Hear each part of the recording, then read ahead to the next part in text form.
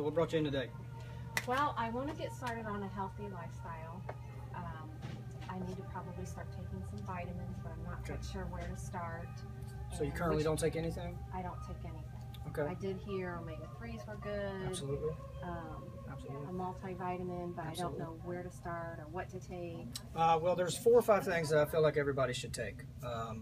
Just kind of growing up in the industry and knowing what I know, those are some basic things. I kind of tell people all the time, you need to start with these basics, and then after that you can get into some other things if you're dealing with arthritis or whatever.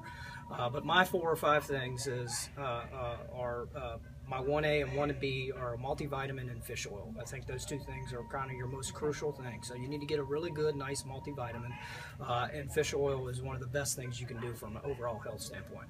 I'm a big believer in probiotics. I think that they're very underrated as maintenance, and I think that taking that on a regular basis does well for for your immune system and so on and so forth.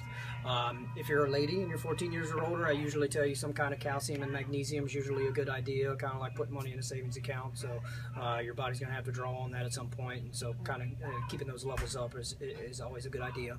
And then my 5th thing, and kind of my kicker, I say, is I'm a big believer in green supplements. Spirulina, chlorella, chlorophyll, those types of things I'm a big proponent of.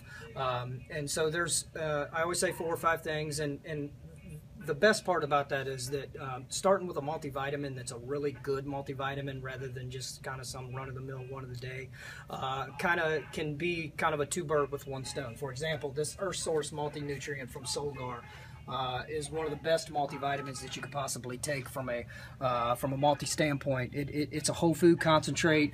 It's full of all your vitamins and minerals from from a whole food source, so your body kind of assimilates it a lot easier. But the real big thing on this is that this is also full of those green supplements that I was mentioning. So this has 1,000 milligrams of spirulina, for example. It does have chlorophyll in it. It does have chlorella. It's more than a multivitamin, and that's where we get into something that where rather than having to take 5 things, you can kind of take something like this and you can kind of condense it down into 1. Daily detoxifying, full of those trace minerals and those B vitamins and all those kinds of things that your body absolutely needs. Going to the next level, I'm a really big proponent of fish oil. Lots of people don't necessarily like to take the liquid. I prefer this pill. When you're looking at a fish oil label or a product, it's always really good to make sure that you look at the EPA and the DHA level in that supplement. Lots of kind of mass market and even in some of the bottles that you may see elsewhere may say something like 1,000 milligrams of fish oil on the front label or what have you, but when you actually look at the label, the EPA and the DHA level is really the most important numbers. This one, for example, has 400 milligrams of EPA and 300 milligrams of DHA for every single pill, and that's a significant amount compared to something like krill oil that might have 90 milligrams of both of those combined in a pill. So this is a really nice fish oil pill. This is the one me and my family take.